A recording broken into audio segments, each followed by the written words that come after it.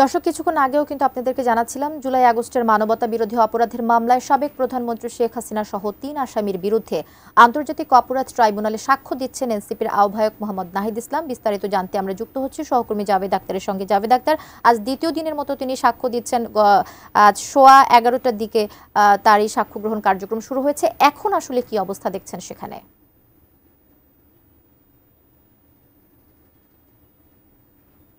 সাবেক প্রধানমন্ত্রী শেখ হাসিনা, সাবেক স্বরাষ্ট্রমন্ত্রী আসাদুজ্জামান খান কামাল এবং সাবেক আইজিপি চৌধুরী আবদুল্লাহ আল মামুনের বিরুদ্ধে জুলাই আগস্টের যে মানবতা বিরোধী অপরাধ সেই মামলার সাক্ষ্য গ্রহণ চলছে। এই মুহূর্তে সাক্ষ্য দিচ্ছেন ৪৭তম সাক্ষী, জুলাই অভ্যুত্থানের গণ অভ্যুত্থানের অন্যতম একজন নেতা, প্রথম সারির যে একজন সমন্বয়ক এবং এনসিপির আহ্বায়ক নাহিদ ইসলাম।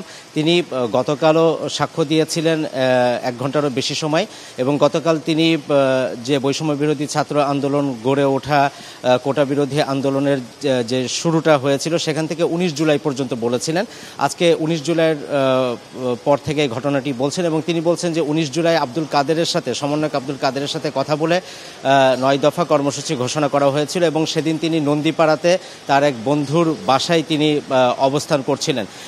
ওই দিন রাতে, অর্থাৎ ১৯ তারিখ দিবাগত রাত, ২০ তারিখ পড়ে যায়। ২০ তারিখ রাত ২:৩০টার দিকে ডিবি পরিচয়ে কয়েকজন তাদেরকে তুলে নেয় এবং নিয়ে নাহিদকে তুলে নেয় নন্দীপাড়ায় তার সে বন্ধুর বাসা থেকে এবং তাকে ডিবিতে নিয়ে নির্যাতন করা হয়, তাকে মারধর করা হয় এবং আন্দোলন থামানোর জন্য তাকে হুমকি দেওয়া হয়। এর পরবর্তীতে ২৪ ঘন্টা তাকে সেখানে রাখা হয়েছিল এবং পরদিন, অর্থাৎ ২০ তারিখ দিবাগত রাত, সেদিন ২১ তারিখ হয়ে যায়, তাকে পূর্বাচলের ব্রিজের কাছে চোখ বাঁধা অবস্থায় রেখে যাওয়া হয়েছিল এবং পরবর্তীতে তার পরিবার তাকে গণস্বাস্থ্য হাসপাতালে ভর্তি করেছিলেন। গণস্বাস্থ্য হাসপাতালে পরের দিন তিনি এটি ব্রিফিং করে তার সেই নির্যাতনের বর্ণনা তিনি দিয়েছিলেন। এরপরে তিনি সেদিন জানতে পারেন যে আরও কয়েকজন সমন্বয়কে গুম করা হয়েছে।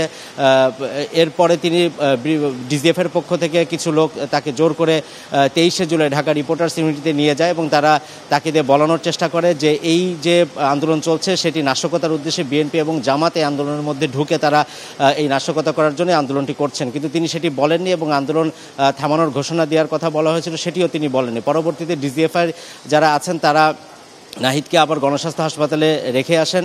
এরপরে তারা ওখানে গিয়ে তাকে হুমকি দেন এবং অন্যান্য যারা গুম হয়েছে তাদেরকে যেন জীবিত যদি ফেরত পেতে চায় তাহলে যেন আন্দোলন থামানো হয় সেই হুমকিও দিয়ে যাওয়া হয়। ২৬ তারিখে তাদেরকে আবার ডিবিতে নিয়ে যাওয়া হয়। সেখানে তার সাথে দেখা হয় সার্জিস, হাসনাত এবং নুসরাত, আর আসিফ এবং বাকের, তাদেরকেও গুম করা হয়েছিল। তারাও গণস্বাস্থ্য হাসপাতালে ভর্তি ছিলেন। এই ঘটনা পর্যন্ত তিনি বর্ণনা করেছেন এবং সেখানে ডিবির প্রধান হারুন রশিদ তাদেরকে কিভাবে হুমকি দিয়েছিল, মামলার হুমকি, এবং তাদেরকে এই আন্দোলন যাতে স্থগিত করার ঘোষণা দেওয়া হয় সেই হুমকিগুলো দেওয়া হয়েছিল, সেই বর্ণনাগুলোই তিনি দিচ্ছেন। তার সাক্ষ্য গ্রহণ এখনও পর্যন্ত চলছে। তিনি ৪৭তম সাক্ষী। এরপরে আজকে তাকে জেরাও করা হবে। আসামিপক্ষের আইনজীবী অ্যাডভোকেট আমির হোসেন তাকে জেরা করবেন।